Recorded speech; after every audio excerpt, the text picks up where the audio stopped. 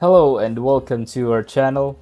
For today's video, I'm going to teach you how to disable comments on TikTok videos. Before we get started, please don't forget to like and subscribe and click the notification bell for you to be updated to our latest tutorial videos. Without further ado, let's now begin.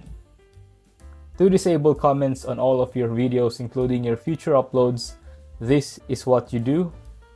From your profile screen on TikTok, open up the settings from the top right corner. Tap Settings and Privacy. Under Account, you can see Privacy. Tap on that.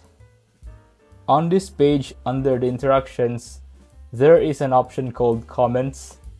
Tap on it. You can see it is set to everyone at this time.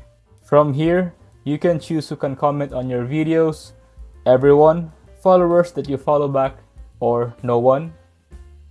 It's also possible to disable comments just on specific videos.